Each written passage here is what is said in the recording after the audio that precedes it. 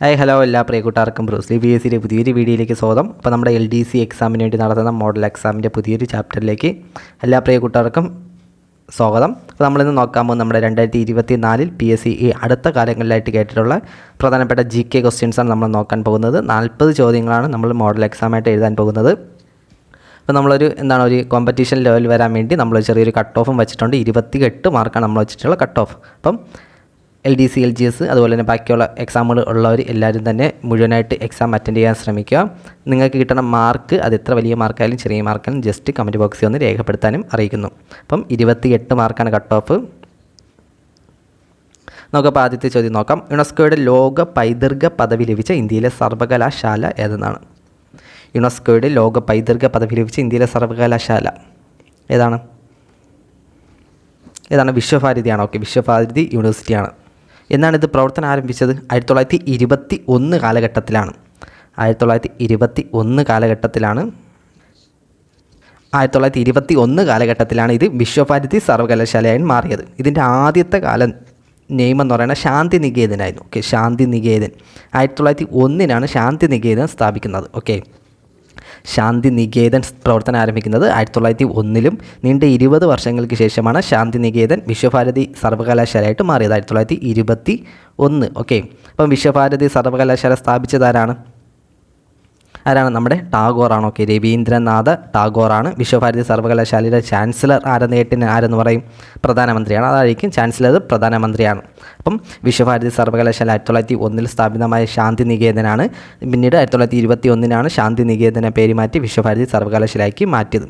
അതേപോലെ ജാമിയ മില്ലിയ യൂണിവേഴ്സിറ്റി സ്ഥാപിതമായ വർഷം എന്നാണ്?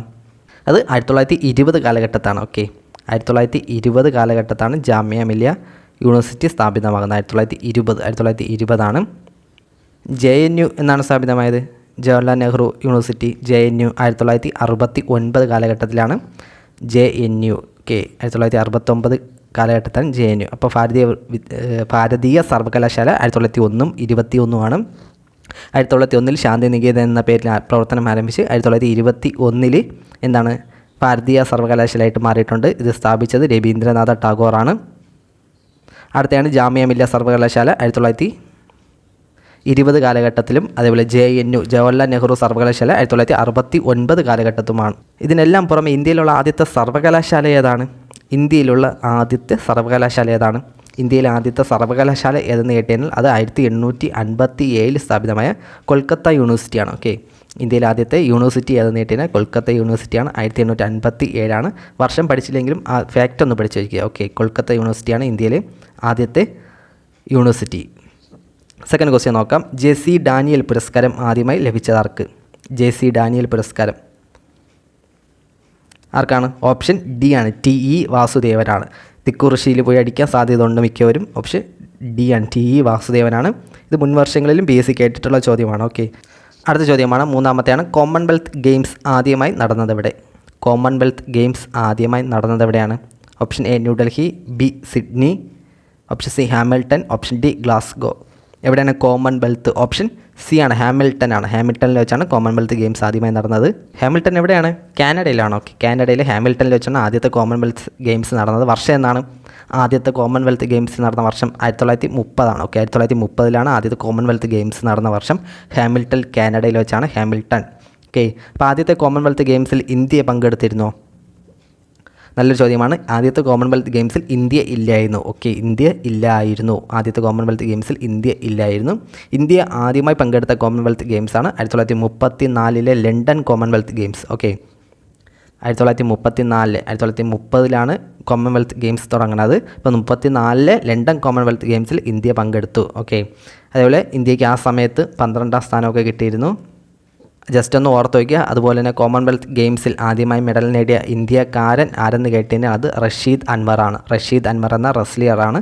അതേപോലെ ആദ്യത്തെ അത്ലറ്റ് ആരെന്ന് കേട്ടുകഴിഞ്ഞാൽ, അതായത് ഇന്ത്യക്ക് വേണ്ടി ആദ്യമായി കോമൺവെൽത്ത് ഗെയിംസിൽ അത്ലറ്റിക്സിൽ സ്വർണം നേടിയത് ആരെന്ന് കേട്ടുകഴിഞ്ഞാൽ നമ്മുടെ മിൽഖ സിംഗ് ആണ്. ഓക്കെ, ഈ പേരൊക്കെ കേട്ടിട്ടുണ്ടായിരിക്കും. മിൽഖ സിംഗ് ആണ് ആദ്യമായി അത്ലറ്റിക്സിൽ സ്വർണം നേടിയ താരം കോമൺവെൽത്ത് ഗെയിംസിൽ. പക്ഷേ ആദ്യത്തെ മെഡൽ നേടിയെന്ന് കേട്ട് കഴിഞ്ഞാൽ റഷീദ് അൻവറാണ്. ഓക്കെ, റെസ്ലിംഗുകാരനാണ് റഷീദ് അൻവർ. വെങ്കല മെഡലാണ് ലഭിച്ചത്. വെങ്കല മെഡലാണ് ലഭിച്ചത്. ഓക്കെ, അപ്പോൾ ഈ പോയിന്റുകൾ ജസ്റ്റ് ഒന്നുകൂടി പറഞ്ഞുതരാം. ഇന്ത്യ ആദ്യമായി പങ്കെടുത്ത കോമൺവെൽത്ത് ഗെയിംസ് 1934 ലണ്ടൻ ഗെയിംസാണ്. 34 ലണ്ടൻ ഗെയിംസിൽ ഇന്ത്യക്ക് 12ാം സ്ഥാനം ലഭിച്ചു. ആ ഗെയിംസിൽ തന്നെയാണ് ഇന്ത്യയിലെ ആദ്യത്തെ മെഡൽ പിറന്നതും. ഏതിനത്തിലാണ്? റെസ്ലിംഗിൽ റഷീദ് അൻവറിന് വെങ്കല മെഡലാണ് ലഭിച്ചത്. പക്ഷേ ഇത് പോയിട്ട് അത്ലറ്റിക്സിൽ ആദ്യമായി സ്വർണ്ണം ലഭിച്ച ഇന്ത്യക്കാരൻ നേടിയാൽ അത് മിൽഖ സിംഗ് ആണ്. അത് 34 ഗെയിംസിലല്ല, പിന്നീട് 58 ആ സമയങ്ങളിലുള്ള ഗെയിംസിനാണ് മിൽഖ സിംഗിന് സ്വർണ്ണം ലഭിക്കുന്നത്. അതൊന്ന് ഓർത്ത് വയ്ക്കണം. 4ാമത്തെ ചോദ്യമാണ്, ഹാങ്ഷോ ഏഷ്യൻ ഗെയിംസിൽ ഇന്ത്യക്ക് എത്ര മെഡൽ ലഭിച്ചു? ചോദിച്ചിട്ടുള്ള ക്വസ്റ്റ്യനാണിത്. എന്നാണ് 107 കുറേ തവണ കേട്ടിട്ടുള്ളതാണ് കേട്ടോ. 107 മെഡലുകളാണ് ലഭിച്ചിട്ടുള്ളത്. നീതി ആയോഗിൻ്റെ ചീഫ് എക്സിക്യൂട്ടീവ് ഓഫീസർ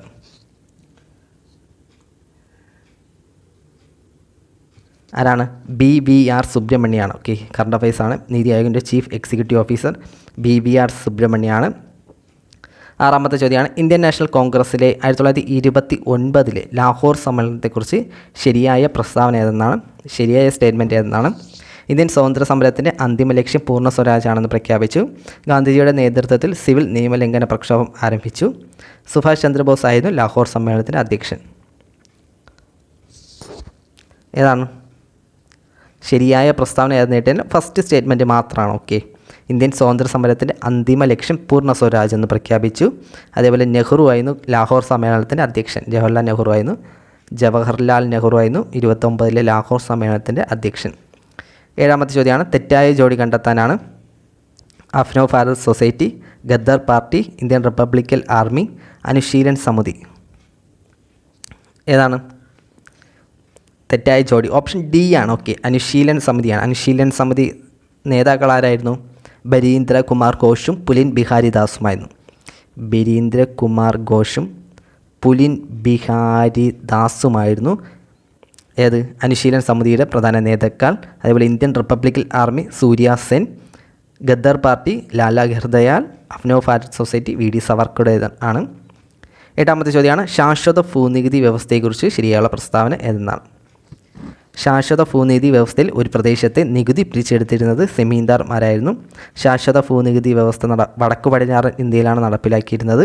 കോൺവാലിസ് പ്രഭു ഗവർണർ ജനറൽ ആയിരുന്ന കാലത്താണ് ശാശ്വത ഭൂനികുതി വ്യവസ്ഥ നടപ്പിലാക്കിയത്. ശരിയായ സ്റ്റേറ്റ്മെൻറ്റുകൾ ഏതാണ്? ശരിയായ സ്റ്റേറ്റ്മെൻറ്റുകൾ ഓപ്ഷൻ സി ആണ്. ഓക്കെ, 1ഉം 3ഉമാണ്. ശാശ്വത ഭൂനികുതി വ്യവസ്ഥ ഒരു പ്രദേശം നികുതി പിരിച്ചെടുത്തുന്ന സമീന്ദാർമാരായിരുന്നു. അതുപോലെ തന്നെ ശാശ്വത ഭൂനികുതി വ്യവസ്ഥ നടപ്പിലാക്കുന്നത് എവിടെയാണ് ശാശ്വത ഭൂനികുതി വ്യവസ്ഥ? ബംഗാൾ, ബീഹാർ, ഒഡീഷ ആ ഭാഗങ്ങളിലായിരുന്നു നടപ്പിലാക്കുന്ന ഭൂനികുതി വ്യവസ്ഥയായിരുന്നു ശാശ്വത ഭൂനികുതി വ്യവസ്ഥ. കോൺവാലിസ് പ്രഭുവാണ് നടപ്പിലാക്കിയത്. നമുക്ക് ശാശ്വത ഭൂനികുതി വ്യവസ്ഥയിലെ കുറച്ച് സ്പെഷ്യാലിറ്റീസ് ഒക്കെ പഠിക്കാം. സ്റ്റേറ്റ്മെൻറ്റായിട്ട് ചോദിക്കാൻ സാധ്യതയുള്ളതാണ്. നമ്മൾ ഫസ്റ്റ് പറഞ്ഞത് തന്നെയാണ്. ശാശ്വത ഭൂനികുതി വ്യവസ്ഥയിൽ ഒരു പ്രദേശത്തെ നികുതി പിരിച്ചിരുന്നത് ആരായിരുന്നു? സമീന്ദർമാരായിരുന്നു. ഓക്കെ, സമീന്ദർമാരായിരുന്നു നികുതി പിരിച്ചിരുന്നത്. അതുകൊണ്ട് തന്നെ എന്താണ്, ആ നികുതി പിരിവിന് അധികാരമുണ്ടായിരുന്നുള്ള ഭൂപ്രദേശത്തിൻ്റെ എല്ലാം ഉടമസ്ഥാവകാശം ആരായിരുന്നു? അതും സമീന്ദർമാരായിരുന്നു. ഓക്കെ, അതിൻ്റെ ഭൂമിയുടെ ഉടമസ്ഥരും സമീന്ദർമാരായിരുന്നു. അതുകൊണ്ട് എന്താണ്, നമ്മുടെ അവിടെ കൃഷി ചെയ്യുന്നവരാരാണ്? കുടിയാന്മാരായി മാറി. ഓക്കെ, അതോടെ നോക്കണം, സെമീന്ദർമാർ വസ്തുക്കളുടെ ഉടമസ്ഥരായപ്പം അവിടെ കൃഷി ചെയ്തിരുന്ന യഥാർത്ഥ കർഷകർ എന്തായി? കുടിയാന്മാരായി മാറി. ഓക്കെ, കുടിയാന്മാരായി മാറി. അതുപോലെ നികുതിയായിട്ട് കൊടുത്തിരിക്കുന്നത് വിളവിൻ്റെ 60% വരെ കർഷകർ നികുതിയായിട്ട് നൽകിയിരുന്നു. വിളവ് മോശമായാലും നികുതി നിർബന്ധമായിട്ടും നൽകണമായിരുന്നു. ഓക്കെ, വിളവിൻ്റെ 60% നികുതിയായിട്ട് നൽകുന്നത്. വിളവ് എപ്പോഴെങ്കിലും മോശമാണെങ്കിലും എന്താണ്, കറക്റ്റ് നികുതി കൊടുക്കണം. അതുപോലെ തന്നെ നിശ്ചിത തീയതിയിലുള്ള നികുതി എങ്ങനെയാണ് നടക്കേണ്ടത്? പണമായിട്ടാണ് നൽകേണ്ടത്. അതുകൂടെ ഓർക്കണം. ഓക്കെ, നികുതി പണമായിട്ടാണ് നൽകേണ്ടിയിരുന്നത്. കോൺവാലിസ് പ്രഭുവാണ് നടപ്പിലാക്കിയത്. 9ാമത്തെ ചോദ്യമാണ്, ഇന്ത്യൻ മുഖ്യ വിവരാവകാശ കമ്മീഷണർ. ഇന്ത്യയുടെ മുഖ്യ വിവരാവകാശ കമ്മീഷണർ ഹീരലാൽ സമരിയാണ്. 10ാമത്തെ ചോദ്യമാണ്, ഉത്തരപർവ്വത മേഖലയിൽ സ്ഥിതി ചെയ്യുന്ന ഉത്തരാഖണ്ഡ്, ടിബറ്റ് എന്നിവയെ തമ്മിൽ ബന്ധിപ്പിക്കുന്ന പ്രധാന ചുരം ഏതാണ്? ഉത്തരാഖണ്ഡും ടിബറ്റും. പഴയ ചോദ്യമാണ് PSC ഇതൊക്കെ. ലിപ്പു ലേക്ക് ചുരമാണ്. ഓക്കെ, ലിപ്പു ലേക്ക് ചുരമാണ്. കോഡുണ്ട് എന്താണ്? ഉത്തരയുടെ ലിപ്പിൽ, ചുണ്ടിൽ എന്താണ് ടീ കുടിച്ച പാടുണ്ടെന്ന് ഓർത്താൽ. ഉത്തരയുടെ ചുണ്ടിൽ ടീയുടെ പാടുണ്ടെന്ന് ഓർത്താൽ. അപ്പോൾ ഉത്തരാഖണ്ഡ്, ടിബറ്റ്, ലിപ്പു ലേക്ക്. 11ാമത്തെ ചോദ്യമാണ്, താഴെ തന്നിരിക്കുന്നവയിൽ ഹിമാലയൻ നദിയുമായി ബന്ധപ്പെട്ട ശരിയായ പ്രസ്താവന ഏതെന്നാണ്? ഹിമാലയൻ നദി. സ്റ്റേറ്റ്മെൻറ്റുകൾ വായിച്ചു നോക്കുക. ഏതാണ്? ഓപ്ഷൻ ഡി ആണ്. ഓക്കെ, 1ഉം 3ഉമാണ്. അതിവിസ്തൃതമായ വൃഷ്ടിപ്രദേശം, സമതലങ്ങളിൽ ഉൾനാടൻ ജലഗതാഗതത്തിന് സാധ്യത. ഓക്കെ, സാധ്യത. അതുപോലെ 12ാമത്തെ ചോദ്യമാണ്, ചുവടെ തന്നിരിക്കുന്നവയിൽ മില്യൺ ഷീറ്റുകളുടെ തോത് ഏതാണ്? സിമ്പിളാണ്. മില്യൺ ഷീറ്റ് എന്ന് പറഞ്ഞാൽ 1 മില്യൺ അങ്ങ് എടുത്താൽ മതി. 1 മില്യൺ എന്ന് പറഞ്ഞാൽ 10 ലക്ഷം. ഓക്കെ, 10 ലക്ഷം നോക്കിയാൽ ഏതാണ്? 1:10 ലക്ഷമാണ്. ഓപ്ഷൻ ഡി ആണ് ഉത്തരം. ഓപ്ഷൻ ഡി ആണ് ഉത്തരം, മില്യൺ. 13ാമത്തെ ചോദ്യം, നവംബർ മുതൽ മാർച്ച് വരെയുള്ള ഇന്ത്യയിലെ കാർഷിക കാലാവസ്ഥ ഏതെന്നാണ്? നവംബർ മുതൽ മാർച്ച് വരെയുള്ള ഇന്ത്യയിലുള്ള കാർഷിക കാലാവസ്ഥ ഏതെന്നാണ്? ഏതാണ്? നവംബർ മുതൽ മാർച്ച് വരെ, അതായത് ശൈത്യകാലത്ത് ആരംഭിച്ച് വേനലിൻ്റെ ആരംഭത്തിൽ വിളവെടുക്കുന്ന ഏത് വിളയാണ്? വിളവെടുപ്പ് നടക്കുന്ന റാബിയാണ്. ഓക്കെ, ഓപ്ഷൻ ഡി ആണ്. ഓപ്ഷൻ ഡി റാബിയാണ്. ഓക്കെ, ഓപ്ഷൻ ഡി റാബിയാണ്. ഖാരിഫ് എപ്പോഴാണ്? ഖാരിഫ് എപ്പോഴാണ്? ജൂൺ മുതൽ നവംബർ വരെയാണ്. ഓക്കെ, ജൂൺ അതായത് മൺസൂണിൻ്റെ ആരംഭത്തിൽ എന്താണ്? വിളവിറക്കലുണ്ട്. അതുപോലെ നവംബറിൻ്റെ ആദ്യ വാരം, അതായത് മൺസൂണിൻ്റെ അവസാനത്ത് വിളവെടുപ്പ് കാലമാണ് ഖാരിഫ് വിളകൾ. ഓക്കെ, അപ്പോൾ ഖാരിഫ് ജൂൺ ടു നവംബറാണ് ഖാരിഫ്. റാബി ആണെങ്കിൽ നവംബർ ടു മാർച്ചാണ്. ഇനി ഇതിനിടയിലുള്ള മാർച്ച് ടു ജൂൺ ആണ് ഏത്? സെയ്ദ്. ഓക്കെ, മാർച്ച് ടു ജൂണാണ് സെയ്ദ്. അതായത് വേനലിൻ്റെ ആരംഭം മാർച്ചിന് വിളവിറക്കുന്നു. അതുപോലെ ജൂണിൽ മൺസൂണിൻ്റെ ആരംഭത്തിൽ വിളവെടുക്കുന്നു. അതായത് മാർച്ച് മുതൽ ജൂൺ വരെ സെയ്ദാണ്. നവംബർ മുതൽ എന്താണ്? മാർച്ച് വരെ റാബിയാണ്. അടുത്ത് എന്താണ്? ജൂൺ മുതൽ നവംബർ വരെ ഖാരിഫ് വിളകളാണ്. ഈ സെയ്ദ് വിളകളുടെ പ്രധാനപ്പെട്ട എക്സാമ്പിൾ ഏതാണ്? ഈ തണ്ണിമത്തനും പഴവർഗ്ഗങ്ങൾ, പച്ചക്കറികളാണ്. ഓക്കെ, അതൊന്ന് ജസ്റ്റ് നോക്കി വയ്ക്കുക. തണ്ണിമത്തൻ, പഴവർഗ്ഗങ്ങൾ, പച്ചക്കറികളൊക്കെയാണ് സെയ്ദിൻ്റെ എക്സാമ്പിൾ. അതുപോലെ റാബി വിളകളുടെ എക്സാമ്പിൾ ഏതാണ്? റാബി പ്രധാനപ്പെട്ടത് ഗോതമ്പാണ്. ഓക്കെ, ഗോതമ്പ്, പുകയില, കടുക്, പയർവർഗ്ഗങ്ങൾ, ഇതൊക്കെ റാബി വിളകളാണ്. ഏതൊക്കെയാണ്? ഒന്നുകൂടി പറയണം. ഗോതമ്പ്, പുകയില, കടുക്, പയർവർഗ്ഗങ്ങൾ. ഓക്കെ, പയർവർഗ്ഗങ്ങളും റാബി വിളകളാണ്. ഗോതമ്പ്, പുകയില, കടുക്, പയർവർഗ്ഗങ്ങൾ റാബി വിളകളാണ്. ഖാരിഫ് വിളകൾക്ക് എക്സാമ്പിൾ ഏതാണ്? നെല്ല്, ചോളം, പരുത്തി, തിന, ചണം, കരിമ്പ്, നിലക്കടല, ഇതെല്ലാം ഖാരിഫ് വിളകളാണ്. ഓക്കെ, നെല്ല്, ചോളം, പരുത്തി, തിനവിളകൾ, അതുപോലെ ചണം, കരിമ്പൊണ്ട്, നിലക്കടല, ഇതെല്ലാം ഖാരിഫ് വിളകളാണ്. റാബി വിളകൾക്ക് എക്സാമ്പിളാണ് ഗോതമ്പ്, പുകയില, കടുക്, പയർവർഗ്ഗങ്ങൾ. സെയ്ദിനാണ് അത് പ്രധാനപ്പെട്ട പഴം പച്ചക്കറിയാണ് സെയ്ദ് കേൾക്കുന്നത്. 14ാമത്തെ ചോദ്യമാണ്, ഇടുക്കി കേരളത്തിലെ ഏറ്റവും വലിയ ജില്ല ആകുവാൻ കൂട്ടിച്ചേർത്ത വില്ലേജ് ഏതെന്നാണ്? കറണ്ട് അഫയേഴ്സിൻ്റെ ഭാഗത്തുള്ള ചോദ്യമാണ്. ഇടുക്കി കേരളത്തിലെ ഏറ്റവും വലിയ ജില്ലയാവാൻ കൂട്ടിച്ചേർത്ത വില്ലേജ് ഏതാണ്? ഓപ്ഷൻ സി ആണ്, ഇടമലക്കുടിയാണ്. 2ാം സ്ഥാനത്ത് ആരാണ്? കേരളത്തിലെ ഏറ്റവും വലിയ ജില്ല ഇടുക്കി എന്ന് പറഞ്ഞിരുന്നു. 2ാം സ്ഥാനം ആരാണ്? 2ാം സ്ഥാനം പാലക്കാടാണ്. ഓക്കെ, ഇടുക്കി, പാലക്കാട്. 3ാം സ്ഥാനം മലപ്പുറമാണ്. ഓക്കെ, അപ്പോൾ വലിപ്പത്തിൻ്റെ അടിസ്ഥാനത്തിൽ 1ാം സ്ഥാനം ഇടുക്കി, 2ാം സ്ഥാനം പാലക്കാട്, 3ാം സ്ഥാനം മലപ്പുറവുമാണ്. അപ്പം അതൊന്ന് ശ്രദ്ധിക്കണം. അഥവാ സ്റ്റേറ്റ്മെൻറ്റിൽ ടൈപ്പിൽ കേട്ടൊന്ന് മാറിപ്പോകരുത്. ഓക്കെ, ഇടുക്കി, പാലക്കാട്, മലപ്പുറമാണ് വലിപ്പത്തിൻ്റെ. 15ാമത്തെ ചോദ്യമാണ്, പുറംപണിയുമായി ബന്ധമില്ലാത്തത് ഏതെന്നാണ്? കുറേ തവണ PSC കേട്ടിട്ടുള്ള ചോദ്യമാണ്. പുറംപണിയുമായി ബന്ധമില്ലാത്തത് 1991 സാമ്പത്തിക പരിഷ്കാരങ്ങൾ, സേവന മേഖല, ആഗോളവൽക്കരണം, ഭൂപരിഷ്കരണം.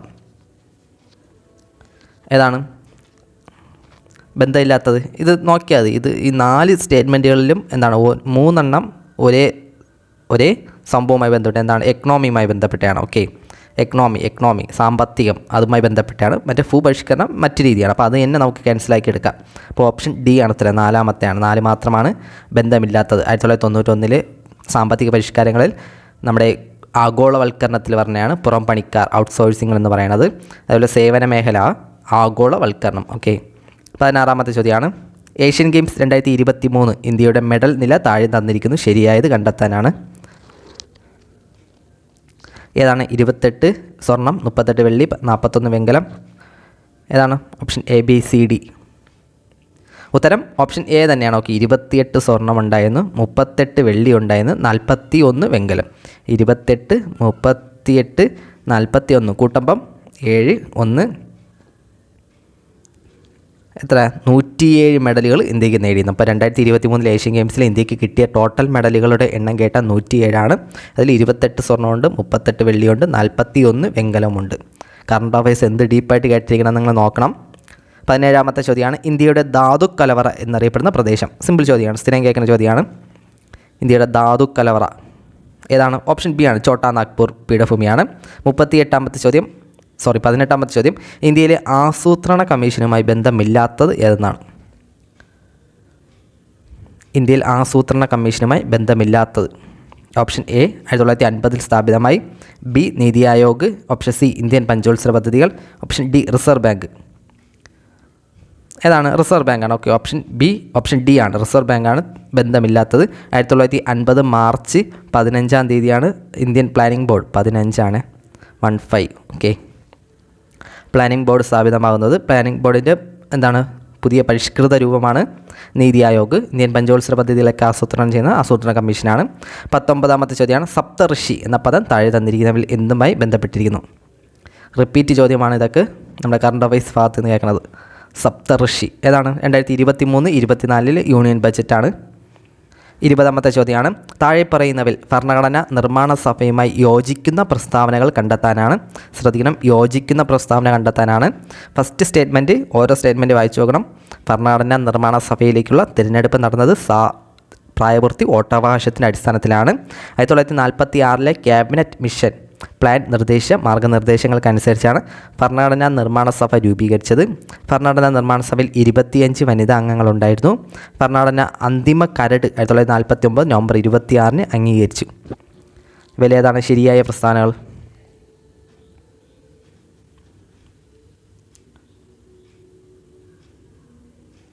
ഏതാണ്?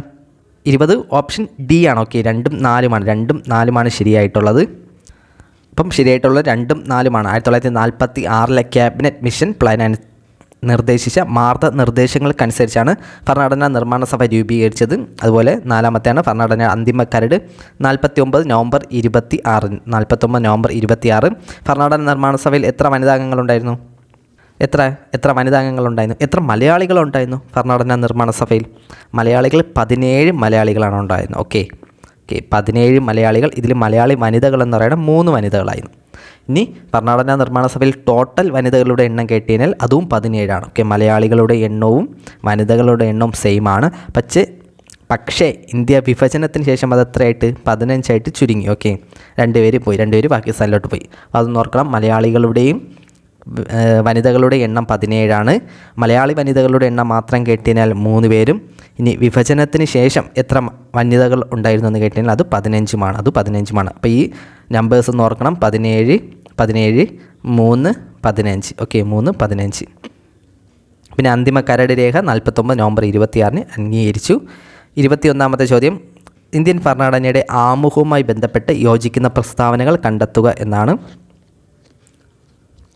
ഞങ്ങൾ ഇന്ത്യയിലെ ജനങ്ങൾ എന്ന വാക്കുകളോടെയാണ് ആമുഖം ആരംഭിക്കുന്നത്. ഭരണഘടനാ നിർമ്മാണ സഭ അംഗീകരിച്ച ജവഹർലാൽ നെഹ്റുവിൻ്റെ ലക്ഷ്യപ്രമേയമാണ് ഇന്ത്യൻ ഭരണഘടനയുടെ ആമുഖത്തിന് പിന്നിലെ ആദർശങ്ങൾ. 1976 42ാം ഭരണഘടനാ ഭേദഗതി നിയമത്തിലൂടെ ഇന്ത്യൻ ഭരണഘടനയുടെ ആമുഖത്തിൽ സെക്കുലർ എന്ന പദം കൂട്ടിച്ചേർത്തു. ആമുഖം എന്ന ആശയം കടമെടുത്തിരിക്കുന്ന ഫ്രഞ്ച് ഭരണഘടനയിൽ നിന്നാണ്. ഇവയിലേതാണ് യോജിക്കുന്ന പ്രസ്താവന? ഫസ്റ്റ് അത് മാർക്ക് ചെയ്യണം. യോജിക്കുന്ന പ്രസ്താവന ഏതെന്നാണ്? ഏതാണ്? ഓപ്ഷൻ സി ആണ്. ഓക്കെ, 1, 2, 3 ഞങ്ങൾ ഇന്ത്യയിലെ ജനങ്ങൾ എന്നാരംഭിക്കുന്നു. അതേപോലെ നെഹ്റുവിൻ്റെ ലക്ഷ്യപ്രമേയമായിരുന്നു. 1976 42ാം ഭേദഗതിയിലൂടെ സെക്കുലർ എന്ന പദം കൂട്ടിച്ചേർത്തു. ആമുഖം എന്ന ആശയം ഇന്ത്യ കടമെടുത്തിരിക്കുന്നത് അമേരിക്കയിൽ നിന്നാണ്. ഓക്കെ, ആമുഖം, മൗലിക അവകാശങ്ങൾ, അതേപോലെ ജുഡീഷ്യൽ റിവ്യൂ, ഇതെല്ലാം എവിടെ നിന്നാണ്? അമേരിക്കയുടെ നിന്നാണ് കടമെടുത്തിട്ടുള്ളത്. ഇവിടെ ഒരു ഡേറ്റ് ഉണ്ട്, നിങ്ങൾ ശ്രദ്ധിക്കണം.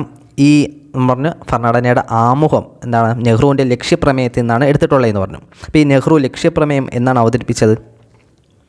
എന്നാണ്? അത് 1946 ഡിസംബർ 13 എന്നാണ്. ഒന്നുകൂടി പറയാം. 1946 ഡിസംബർ 13 കോൺസ്റ്റിറ്റ്യൂഷൻ അസംബ്ലിയിൽ നെഹ്റു അവതരിപ്പിച്ച പ്രമേയമാണ് ലക്ഷ്യപ്രമേയം. Okay, 1946 December 13. ജസ്റ്റ് ഒന്ന് ഓർത്ത് വയ്ക്കുക, സ്റ്റേറ്റ്മെൻറ്റ് ടൈപ്പിൽ കേൾക്കാൻ സാധ്യതയുള്ളതാണ്. Okay, 1946 December 13. അതുപോലെ തന്നെ ആമുഖം എന്നാണ് നിലവിൽ വന്നതെന്ന് കേട്ടെ, എന്നാണ് ഡേറ്റ്? ആമുഖം എന്നാണ് നിലവിൽ വന്നതെന്ന് കേട്ടുകഴിഞ്ഞാൽ എന്താണ് 50 ജനുവരി 26 ഓക്കെ, 50 ജനുവരി 26 ആമുഖം നിലവിൽ വന്നത്. 1950 ജനുവരി 26-നാണ് ആമുഖം നിലവിൽ വന്നിട്ടുള്ളത്. അപ്പം ഇത്രയും ഒന്ന് കേൾക്കണം. ഇനി PSC നമ്മുടെ നല്ല നിലവാരം കൂട്ടി കേൾക്കാൻ സാധ്യതയുള്ള ചോദ്യമാണ്. ഈ ആമുഖത്തിൻ്റെ പ്രധാന ലക്ഷ്യങ്ങൾ ഏതാണ്? ആമുഖത്തിൻ്റെ ലക്ഷ്യങ്ങൾ സംഭവം അതിലുള്ളത് തന്നെയാണ്, സിമ്പിൾ ക്വസ്റ്റ്യൻ തന്നെയാണ്, പക്ഷേ നമുക്ക് കൺഫ്യൂഷൻ വരാൻ സാധ്യതയുള്ളതാണ്. എന്താണ് ആമുഖത്തിൻ്റെ പ്രധാന ലക്ഷ്യങ്ങൾ ഏതാണ്? ഭരണഘടനയുടെ ആമുഖത്തിലെ ലക്ഷ്യങ്ങൾ ഏതെന്ന് അതിൽ ഫസ്റ്റത്തെന്ന് പറയുന്നത് നീതി. ഓക്കെ, നീതി. രണ്ടാമത്തേത് ഏതാണ്? സ്വാതന്ത്ര്യം. ഓക്കെ, 1 നീതി സ്വാതന്ത്ര്യം, 3 സമത്വം, 4 സാഹോദര്യം. ഓക്കെ, സാഹോദര്യം. ഓക്കെ, അപ്പം നീതി, സ്വാതന്ത്ര്യം, സമത്വം, സാഹോദര്യം, ഇത് 4മാണ് ആമുഖത്തിലെ ലക്ഷ്യപ്രമേയം. ഓക്കെ, ആമുഖത്തിലെ ലക്ഷ്യങ്ങൾ, ലക്ഷ്യപ്രമേയമല്ല, ആമുഖത്തിൻ്റെ പ്രധാന ലക്ഷ്യങ്ങൾ നേടിയാൽ സ്വതന്ത്രം, സമത്വം, സാഹോദര്യം, നീതി. ഓക്കെ, നീതി, സ്വാതന്ത്ര്യം, സമത്വം, സാഹോദര്യം.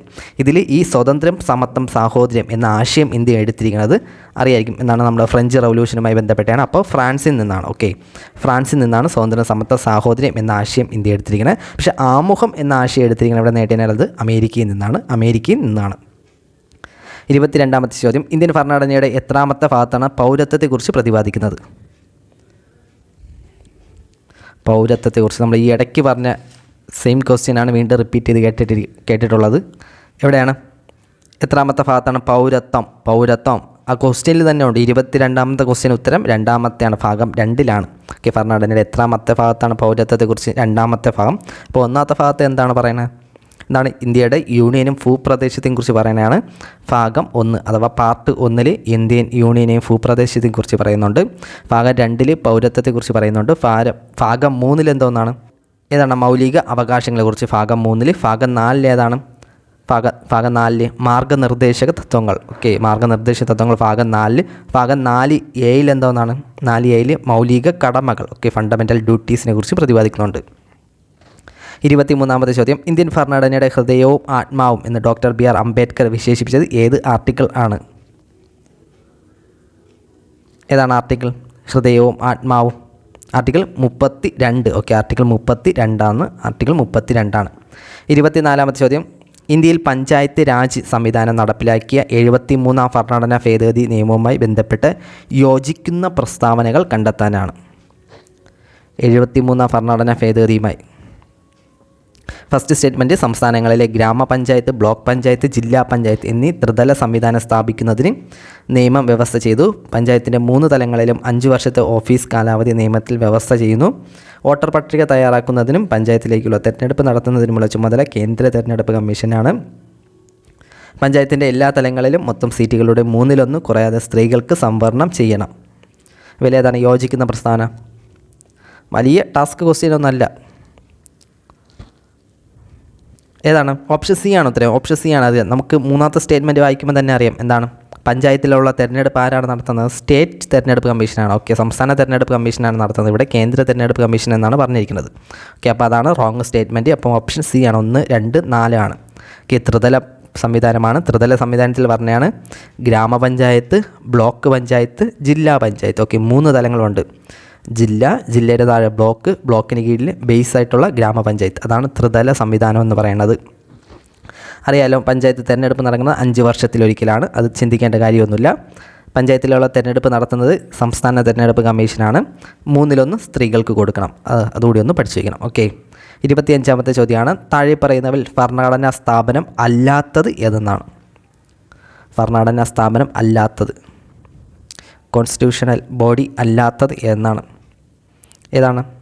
നോക്കിയാൽ മതി ഏതിനാണ് ആർട്ടിക്കിൾ ഉള്ളത്. ഭരണഘടനയിൽ നമ്മൾ ആർട്ടിക്കിൾ പഠിക്കൂലേ, ഏതിനാണ് ആർട്ടിക്കിൾ ഉള്ളത്, ഏതിനാണ് ആർട്ടിക്കിൾ ഇല്ലാത്തതെന്ന് നോക്കിയാൽ മതി. അപ്പോൾ ഉത്തരം കിട്ടും. ഇതിൻ്റെ ഉത്തരം ഓപ്ഷൻ B ആണ്. ഓക്കെ, നമ്മൾ നീതി ആയോഗിനെ കുറിച്ച് പഠിക്കുമ്പോൾ എവിടെയെങ്കിലും നീതി ആയോഗിൻ്റെ ആർട്ടിക്കിൾ പഠിക്കണമുണ്ടോ? എവിടെയെങ്കിലും പഠിക്കണമുണ്ടോ നിങ്ങൾ നീതി ആയോഗിൻ്റെ ആർട്ടിക്കിൾ? ഇല്ലല്ലോ. അതെയാണ്. അപ്പം നീതി ആയോഗ് ഒരു ഭരണഘടനാ സ്ഥാപനം അല്ല. ഓക്കെ, UPSC ഭരണഘടനാ സ്ഥാപനമാണ്. നമ്മൾ ആർട്ടിക്കിൾ പഠിക്കാനാണ് PSC കേൾക്കുന്ന ഭാഗമാണ്. Okay, UPSC article. ഓക്കെ, 3.15 അഥവാ 315 ആർട്ടിക്കിൾ 315 നമ്മുടെ PSCനെ കുറിച്ചൊക്കെ പ്രതിപാദിക്കുന്നത്. അതുപോലെ തിരഞ്ഞെടുപ്പ് കമ്മീഷൻ, അറ്റോർണി ജനറൽ, ഇതൊക്കെ PSC കേൾക്കുന്നത് ആണ്. അപ്പം നീതി ആയോഗാണ്. നീതി ആയോഗിനെ കുറിച്ചാണ് ഒരു ഭരണഘടന ആർട്ടിക്കിളും പഠിക്കാത്തത്. ഓക്കെ, കിട്ടുമല്ലോ. അപ്പം അങ്ങനെ നോക്കിയത് നമുക്ക് ചിലവർക്ക് ചിലപ്പോൾ ഈ ഭരണഘടന സ്ഥാപനം ഏത്, ഉപദേശക സ്ഥാപനം ഏത്, അങ്ങനെയൊക്കെ ഒരു അഡ്വൈസറി ബോഡി ഏത്, കോൺസ്റ്റിറ്റ്യൂഷണൽ ബോഡി ഏത്, ഇങ്ങനെയൊക്കെ കൺഫ്യൂഷൻ ആവാൻ സാധ്യതയുണ്ട്. കൺഫ്യൂഷൻ മാറ്റാൻ വേണ്ടിയാണ് കോൺസ്റ്റിറ്റ്യൂഷണൽ ബോഡി എന്ന് പറഞ്ഞാൽ കോൺസ്റ്റിറ്റ്യൂഷൻ്റെ അകത്ത് പറഞ്ഞിരിക്കുന്ന കാര്യം, അതായത് പ്രത്യേകം ഭേദഗതി പ്രകാരം പ്രത്യേകം ആർട്ടിക്കിളൊക്കെ ഉള്ളതാണ് എന്താണ് കോൺസ്റ്റിറ്റ്യൂഷണൽ ബോഡി അഥവാ ഭരണഘടനാ സ്ഥാപനം. അങ്ങനെ പ്രത്യേകിച്ച് ഭരണഘടനയിൽ പറഞ്ഞിട്ടില്ലാത്ത സംഭവമാണ് അല്ലാതെ എന്നാൽ അഡ്വൈസറി ബോഡി എന്നൊക്കെ നമ്മൾ പറയുന്നത്. അടുത്ത ചോദ്യമാണ് 26ാമത്തെ ചോദ്യമാണ്. ലോകസഭയിലും സംസ്ഥാന നിയമസഭകളിലും 1/3 സീറ്റുകൾ സ്ത്രീകൾക്കായി സംവരണം ചെയ്യുന്നതിനായി പാർലമെൻറ്റ് പാസാക്കിയ ഇന്ത്യൻ ഭരണഘടനയുടെ 106ാം ഭേദഗതി നിയമത്തിന് നൽകിയിരിക്കുന്ന പേര് ഏതാണ്? 106ാം ഭരണഘടനാ ഭേദഗതി നാരി ശക്തി വന്ദൻ അധീനിയം. ഏതാണ്? ഓപ്ഷൻ സി ആണ്, നാരി ശക്തൻ വന്ദൻ അധീനിയമാണ്. വെരി വെരി ഇമ്പോർട്ടൻ്റ് ആണ്. നിലവിലുള്ളതിൽ കത്തി നിൽക്കുന്ന ഒരു ടോപ്പിക്കിലുള്ളതാണ് ഇത്. കാരണം പറയാൻ കുറേ ഫാക്റ്റ് ഉണ്ട് ഇതുമായി ബന്ധപ്പെട്ട്. ഒന്നാമത്തെ ഏറ്റവും പ്രധാനപ്പെട്ട ഫാക്റ്റാണ് നമ്മുടെ പുതിയ പാർലമെൻറ്റ് മന്ദിരത്തിൽ അവതരിപ്പിക്കുന്ന ആദ്യത്തെ ബില്ലാണ് നാരി ശക്തി വന്ദൻ അധീനിയം. ഓക്കെ, പുതിയ പാർലമെൻറ്റ് മന്ദിരത്തിൽ അവതരിപ്പിക്കുന്ന ആദ്യത്തെ ബില്ലാണ് നാരി ശക്തി വന്ദൻ അധീനിയം. ഇതെന്ന് പറയുന്നത് എന്താണ്? 1/3 സ്ത്രീകൾക്ക്, അതായത് ലോകസഭയിലും സംസ്ഥാന നിയമസഭകളിലും എന്താണ് 1/3 സീറ്റ്, അതായത് 33%. ഇത് നോക്കിയിരിക്കുന്നത് ഈ വേർഡും PSC കേൾക്കാറുണ്ട്. 33% അല്ലെങ്കിൽ 1/3 ഭാഗം സീറ്റ് സ്ത്രീകൾക്ക്, വനിതകൾക്ക് നൽകാൻ വേണ്ടിയുള്ള ബില്ലാണ് ഏത്? നാരി ശക്തി വന്ദൻ അധീനിയം. ഓക്കെ, ഈ ബില്ലിൻ്റെ കാലാവധി എത്രയെന്ന് കേട്ടാൽ 15 വർഷത്തേക്കാണ്. 15 വർഷത്തേക്കാണ് ഈ ബില്ലിൻ്റെ കാലാവധി. വേറെ ഒന്ന് നോക്കണം, ഈ തിരഞ്ഞെടുപ്പ് ഉണ്ടല്ലോ, നമ്മുടെ 24-ലെ തിരഞ്ഞെടുപ്പ് കഴിഞ്ഞില്ലേ, ഇതിന് ഈ നിയമം അനുകൂലമല്ല. ഓക്കെ, അതായത് അടുത്ത ഒരു സെൻസസൊക്കെ നടന്ന് പുതിയ മണ്ഡലങ്ങൾ പുനർനിർണയിച്ചതിന് ശേഷം മാത്രമേ ഈ നിയമം പ്രാബല്യത്തിൽ വരൂ. പ്രാബല്യത്തിൽ വന്ന് 15 വർഷത്തേക്ക് വേണ്ടിയാണ്. ഓക്കെ, അപ്പം ഒന്നാമത്തെയാണ് 33% സ്ത്രീകൾക്ക് പുതിയ പാർലമെൻറ്റ് മന്ദിരത്തിലെ ആദ്യത്തത് 15 വർഷത്തെ കാലാവധിയാണ്. ഇനി ശ്രദ്ധിക്കേണ്ടത് ഇത് ഒപ്പുവെച്ച ഡേറ്റുകൾ ഇമ്പോർട്ടൻ്റ് ആണ്. ഓക്കെ, ലോകസഭ, രാജ്യസഭ, അതേപോലെ നിലവിൽ വന്നതും എല്ലാം ഇമ്പോർട്ടൻ്റ് ആണ്. അതൊന്ന് നോക്കണം. ഫസ്റ്റ് 2023. ഓക്കെ, 2023 ബില്ല് അവതരിപ്പിക്കുന്നത്. 2023 സെപ്റ്റംബർ മാസം 20-ാം തീയതി ഈ ബില്ല് ലോകസഭ അംഗീകരിക്കുന്നുണ്ട്. ഇമ്പോർട്ടൻ്റ് ആണ്, ഡേറ്റ് എല്ലാം ഇമ്പോർട്ടൻ്റ് ആണ്. സെപ്റ്റംബർ 20-ന് ലോകസഭ അംഗീകരിക്കുന്നു, 21-ന് രാജ്യസഭയെ അംഗീകരിക്കുന്നുണ്ട്. ഓക്കെ, 20, 21 ലോകസഭ, രാജ്യസഭ. ഇനി ഈ ബില്ല് നിയമമായിട്ട് നിലവിൽ വന്നത് അഥവാ രാഷ്ട്രപതി ഒപ്പുവെച്ചതെന്ന് കേട്ടതിന് സെപ്റ്റംബർ 28 PSC കേട്ടിട്ടുള്ളതാണ്. സെപ്റ്റംബർ 28-നാണ് 2023 സെപ്റ്റംബർ 28-നാണ് 106ാം ഭേദഗതി നിലവിൽ വന്നത്. ആരാണ് ഒപ്പുവെച്ചത്? ദ്രൗപദി മുർമു ആണ്. ഓക്കെ, അപ്പം ഡേറ്റ് നോക്കണം. September 20, 21, September 28. ഇനി ഇതിൽ വേണ്ടി ഭേദഗതി ചെയ്ത ആർട്ടിക്കിൾ ഏതെന്ന് കേട്ടാൽ 239A ജസ്റ്റ് ഒന്ന് നോക്കി വയ്ക്കണം. അഥവാ നമ്മുടെ സ്റ്റേറ്റ്മെൻറ്റ് ടൈപ്പിൽ കേട്ട ഒന്ന് ഓർത്ത് എടുക്കണം. 239A എന്ന ഭരണഘടനാ ആർട്ടിക്കിളാണ് ഭേദഗതി ചെയ്തത്. ഇനി ഈ നിയമത്തിലൂടെ കൂട്ടിച്ചേർത്ത ആർട്ടിക്കിൾ ഏതെന്ന് കേട്ടുകഴിഞ്ഞാൽ 330A, 332A, 334A പുതുതായിട്ട് കൂട്ടിച്ചേർത്തത് ഈ നിയമം വഴി. ഓക്കെ, ഈ ഭേദഗതി വഴി 106ാം ഭരണഘടനാ ഭേദഗതി വഴി ഭേദഗതി ചെയ്ത ആർട്ടിക്കിൾ ഏതെന്ന് കേട്ടുകഴിഞ്ഞാൽ 239A എന്ന ആർട്ടിക്കിളാണ് ഭേദഗതി ചെയ്തത്. അതുപോലെ പുതുതായിട്ട് കൂട്ടിച്ചേർത്ത ആർട്ടിക്കിൾസ് ഏതെന്ന് കേട്ടുകഴിഞ്ഞാൽ 330A, 332A, 334A. ഓക്കെ, അപ്പോൾ ഇത്രയും കാര്യങ്ങൾ ഒന്നുകൂടി ഒന്ന് റിപ്പീറ്റ് ചെയ്ത് കേട്ടോക്കുക. ഇമ്പോർട്ടൻ്റ് ആണ് അത്രയും ഭാഗങ്ങൾ, ജസ്റ്റ് ഒന്ന് കേട്ട് നോക്കണം. ഓക്കെ, എഴുതി വെച്ച് പഠിക്കാൻ നോക്കുക. അടുത്ത ചോദ്യമാണ്, സംസ്ഥാന പബ്ലിക് സർവീസ് കമ്മീഷൻ അംഗങ്ങളെ നിയമിക്കുന്നത് ആരെന്നാണ്? സംസ്ഥാനങ്ങളിൽ പബ്ലിക് കമ്മീഷൻ അംഗങ്ങളെ നിയമിക്കുന്നത് ആരാണ്? ഗവർണറാണ്. ഓക്കെ, സംസ്ഥാന പബ്ലിക് സർവീസ് കമ്മീഷനിലെ അംഗങ്ങളെ നിയമിക്കുന്നത് ഗവർണറാണ്. ചെയർമാനെ നിയമിക്കുന്നതും ഗവർണറാണ്. ഓക്കെ, അംഗങ്ങളെയും PSC നമ്മുടെ സ്റ്റേറ്റ് PSCയിലെ അംഗങ്ങളെയും ചെയർമാനെ നിയമിക്കുന്നത് ഗവർണറാണ്.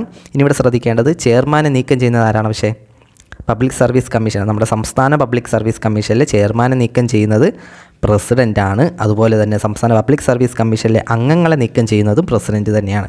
രണ്ടും മാറിപ്പോവല്ലേ. ഓക്കെ, അപ്പം നിയമിക്കുന്നത് ഗവർണറാണ്, രണ്ടുപേരെ നിയമിക്കുന്നത് ഗവർണറാണ്, രണ്ടുപേരെ നീക്കം ചെയ്യുന്നത്, രണ്ടുപേരെന്ന് ഉദ്ദേശിക്കുന്ന ഒന്ന് എന്താണ്, ചെയർമാൻ, ബാക്കിയുള്ള അംഗങ്ങൾ, ആ രണ്ടുപേരെയാണ് ഉദ്ദേശിക്കുന്നത്.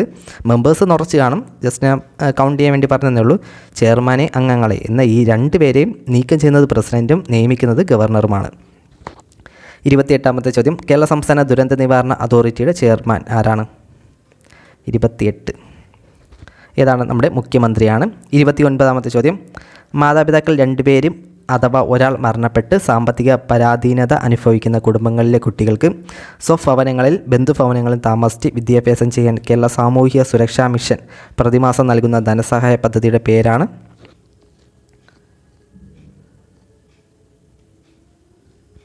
ഓപ്ഷൻ ബി ആണ്, സ്നേഹപൂർവ്വം. ഓക്കെ, സ്നേഹപൂർവ്വം കേരള പ്രോജക്റ്റുകൾ പഠിക്കണം.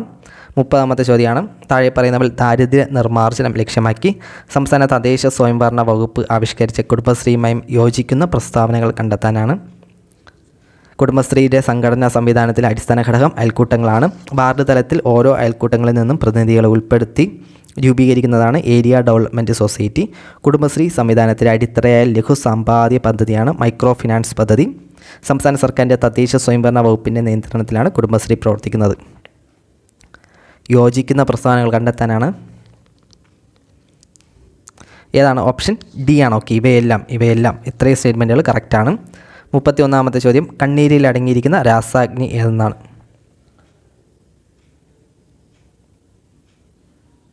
ഏതാണ്? ഓപ്ഷൻ ബി ആണ്, ലൈസോസൈം ആണ്. ലൈസോസൈം. നിങ്ങളിവിടെ ശ്രദ്ധിക്കേണ്ടത്, ഇവിടെ ഓപ്ഷനിലില്ല, ചിലപ്പോൾ ലൈസോസോം എന്ന് പറയുന്ന ഒരു എൻസൈം ഉണ്ട്. ഓക്കെ, ലൈസോസോം എന്ന് ചിലപ്പം ഓപ്ഷനിൽ കൊടുക്കാറുണ്ട്, അത് തെറ്റാണ്. ഓക്കെ, അത് നിങ്ങൾ ഓർത്ത് വയ്ക്കേണ്ടത് കണ്ണീരല്ലേ, കണ്ണെന്ന് വെച്ചാൽ നമ്മൾ ഐ അതാണ്. ഈ ഐയും നമ്മുടെ ഈ കണ്ണിൽ ഐയും ജമ്മൽ കണക്ട് ചെയ്ത് വയ്ക്കണം. ഓക്കെ, മാറിപ്പോകില്ലെങ്കിൽ പിന്നെ മാറൂല. കാരണം ലൈസോസോം എന്നും ഓപ്ഷനിൽ കൊടുക്കാറുണ്ട്. അതായത് option A lysosome, option B lysozyme ആയിരിക്കും. അപ്പം നമ്മൾ ലൈസോ കേൾക്കുമ്പോൾ തന്നെ ആദ്യം ഓപ്ഷൻ എ എടുത്ത് അടിച്ച് വെച്ചിട്ട് വീട്ടിൽ വന്ന് നെഗറ്റീവ് മാർക്ക് വെച്ചുകൊണ്ട് വീട്ടിൽ മിണ്ടാതിരിക്കും, ഇരുന്ന് കരയും. അങ്ങനെയൊക്കെയാണ് നെഗറ്റീവ് മാർക്ക് വരുന്നത്. അപ്പോൾ അതൊന്ന് ജസ്റ്റ് കണക്ട് ചെയ്ത് വയ്ക്കുക. കണ്ണെന്ന് വെച്ചാൽ ഐ അല്ലേ, ലൈസോസൈം. 32 ഒട്ടീസിയം ബാധിച്ചവരുടെ സമഗ്ര പുരോഗതിക്കായി കേരള സാമൂഹിക സുരക്ഷാ മിഷൻ നടപ്പിലാക്കുന്ന പദ്ധതിയുടെ പേരെന്താണ്? ഒട്ടീസം. ഏതാണ്? സ്പെക്ട്രമാണ്. ഓപ്ഷൻ ഡി സ്പെക്ട്രമാണ്. റിപ്പീറ്റ് ചോദ്യമാണ് അതൊക്കെ. 33 ചിപ്കോ പ്രസ്ഥാനത്തിൽ നിന്നും പ്രചോദനം ഉൾക്കൊണ്ട് രൂപം കൊണ്ട പരിസ്ഥിതി സംഘടനയെ അപ്പിക്കോ ഇന്ത്യയിലെ ഏത് സംസ്ഥാനവുമായി ബന്ധപ്പെട്ടിരിക്കുന്നു?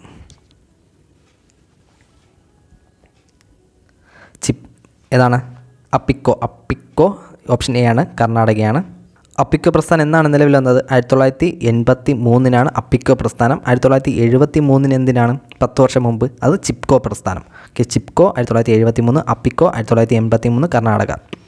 34ാമത്തെ ചോദ്യമാണ്, ചുവടെ കൊടുത്തിരിക്കുന്നവയിൽ നിന്നും ജീവിതശൈലി രോഗങ്ങൾ തിരിച്ചറിയുക. ഫാറ്റി ലിവർ, പ്രമേഹം, ഹീമോഫീലിയ. ഓപ്ഷൻ സി ആണ്. ഓക്കെ, 1ഉം 2ഉമാണ്. 35ാമത്തെ ചോദ്യം, കോൺവെക്സ് ദർപ്പണവുമായി ബന്ധപ്പെട്ട ശരിയായ പ്രസ്താവനകൾ ഏതെന്നാണ്? സ്റ്റേറ്റ്മെൻറ്റുകൾ വായിച്ചു നോക്കുക, 3 എണ്ണം. ഏതാണ് ശരിയായ പ്രസ്താവന? ഏതാണ്? 35 ഓപ്ഷൻ സി ആണ് ഉത്തരം. ഓക്കെ, 2ഉം 3ഉമാണ്. പ്രതിബിംബം എല്ലായ്പ്പോഴും മുഖ്യ ഫോക്കസിനും ഹോളിനും ഇടയിൽ രൂപം പെടും. അതിൽ റിയർ വ്യൂ മിററായി ഉപയോഗിക്കുന്നതും കോൺവെക്സ് ദർപ്പണമാണ്. 36ാമത്തെ ചോദ്യം, ഒരു ദ്രാവകത്തിൽ ഒരു വസ്തുവിൻ അനുഭവപ്പെടുന്ന പ്ലവക്ഷ ബലവുമായി ബന്ധപ്പെട്ട് താഴെ പറയുന്ന പ്രസ്താവനകൾ ശരിയായത് കണ്ടെത്താനാണ്. പ്ലവക്ഷബലം വസ്തുവിൻ്റെ വ്യാപ്തത്തെ ആശ്രയിക്കുന്നു. പ്ലവക്ഷബലം വസ്തു ആദേശം ചെയ്യുന്ന ദ്രാവകത്തിൻ്റെ ഭാരത്തിന് തുല്യമായിരിക്കും. പ്ലവക്ഷബലം ആ ദ്രാവകത്തിൻ്റെ സാന്ദ്രതയെ സ്വാധീനിക്കുന്നു. ശരിയായത് കണ്ടെത്താനാണ്. ഏതാണ്? 36 ഓപ്ഷൻ സി ആണ്. ഓപ്ഷൻ ഡി ആണ്. ഇവയെല്ലാം ശരിയാണ്. ഓക്കെ, 3 സ്റ്റേറ്റ്മെൻറ്റുകളും ശരിയാണ്. 37ാമത്തെ ചോദ്യമാണ്, ISROയുടെ ചന്ദ്രയാൻ 3 ദൗത്യവുമായി ബന്ധപ്പെട്ട് ശരിയായ പ്രസ്താവനകൾ ഏതൊക്കെയെന്നാണ്? 2023 ജൂലൈ 14 സതീഷ് ധവാൻ ബഹിരാകാശ കേന്ദ്രത്തിൽ നിന്ന് വിക്ഷേപിച്ചു. 2023 ഓഗസ്റ്റ് 5 ചന്ദ്രൻ്റെ ഭ്രമണപഥത്തിൽ പ്രവേശിച്ചു. 2023 ഓഗസ്റ്റ് 23 ചന്ദ്രൻ്റെ ദക്ഷിണ ധ്രുവത്തിൽ സമീപം ലാൻഡ് ചെയ്തു. ചന്ദ്രയാൻ 3 ഒക്കെ ഇമ്പോർട്ടൻ്റ് ആണ്. ഓക്കെ, നല്ല കട്ടിക്ക് പഠിക്കാറുണ്ട് ചന്ദ്രയാൻ 3 ഒക്കെ. ഓക്കെ, നല്ലപോലെ പഠിക്കണം. നമ്മുടെ ഔട്ടായിട്ടുള്ള പുറത്തുള്ള കുറച്ച് ഫാക്റ്റുകൾ മാത്രം പഠിക്കാതെ നല്ല ഡീപ്പായിട്ട് തന്നെ ചന്ദ്രയാൻ 3 ഒക്കെ പഠിക്കണം. ആ പെലോഡുകളുടെ നെയിമും അവയുടെ എക്സ്പ്ലനേഷനൊക്കെ പഠിച്ചു വയ്ക്കുന്നത് നല്ലതായിരിക്കും. 37 ഏതാണ്? ഓപ്ഷൻ എ ആണ്. 3 സ്റ്റേറ്റ്മെൻറ്റിൽ ശരിയാണ്. അടുത്ത ചോദ്യമാണ്, എക്സ് എന്ന മൂലകത്തിൻ്റെ ആറ്റത്തിൽ 3 ഷെല്ലുകളുണ്ട്. ഈ മൂലകത്തിൻ്റെ ബാഹ്യതമ ഷെല്ലിൽ ഒരു ഇലക്ട്രോൺ അടങ്ങിയിരിക്കുന്നു. ഈ മൂലകം ഏത് പീരീഡിലും ഗ്രൂപ്പിലും ഉൾപ്പെടുന്നു? ചെയ്ത് നോക്കുക. ഇതൊക്കെ നമ്മുടെ റാങ്ക് ഫയലിലൊക്കെ ഉണ്ട് ഈ സെയിം ക്വസ്റ്റ്യനൊക്കെ. ഏതാണ്? ഓപ്ഷൻ ബി ആണ്. ഓക്കെ, 3-ാം പീരീഡ് 1-ാം ഗ്രൂപ്പ്. 39ാമത്തെ ചോദ്യം, വാതക തന്മാത്രകളുമായി ബന്ധപ്പെട്ട ശരിയായ പ്രസ്താവനകൾ കണ്ടെത്താനാണ്. വാതക തന്മാത്രകൾ തമ്മിലുള്ള അകലം വളരെ കുറവായിരിക്കും. വാതക തന്മാത്രകളുടെ ഊർജ്ജം വളരെ കൂടുതലായിരിക്കും. വാതക തന്മാത്രകളുടെ കൂട്ടിമുട്ടലുകളും പൂർണ്ണമായി ഇലാസ്തിക സ്വഭാവമുള്ളതിനാൽ ഊർജ്ജം നഷ്ടം സംഭവിക്കുന്നില്ല. ഏതാണ്? ഓപ്ഷൻ സി ആണ്. 2, 3 ശരി. ഒന്നാമത്തെ സ്റ്റേറ്റ്മെൻറ്റ് വായിക്കുമ്പോൾ തന്നെ മനസ്സിലാവും ഫ്ലോപ്പ് സ്റ്റേറ്റ്മെൻ്റ് ആണെന്ന്. ലാസ്റ്റ് ചോദ്യമാണ്, 40ാമത്തെ ചോദ്യമാണ്. 2023 രസതന്ത്ര നോബൽ പ്രൈസ് പുരസ്കാരം താഴെ പറയുന്നവൽ ഏത് വിഷയവുമായി ബന്ധപ്പെട്ടാണ് കണ്ടെത്തുക? ഏത് വിഷയവുമായി ബന്ധപ്പെട്ടാണ്? ഓപ്ഷൻ ഡി ആണ്. ഓക്കെ, ക്വാണ്ടം ഡോട്ടുകളുടെ കണ്ടുപിടുത്തം, അവയുടെ സങ്കലനം. അപ്പോൾ ഇത്രയുമാണ് നമ്മുടെ 40 ഇന്നത്തെ ചോദ്യങ്ങൾ. നിങ്ങൾക്ക് എത്ര മാർക്ക് ലഭിച്ചുവെന്നും അതേപോലെ തന്നെ എക്സാമിനെ കുറിച്ചുള്ള അഭിപ്രായങ്ങളും ജസ്റ്റ് കമൻറ്റ്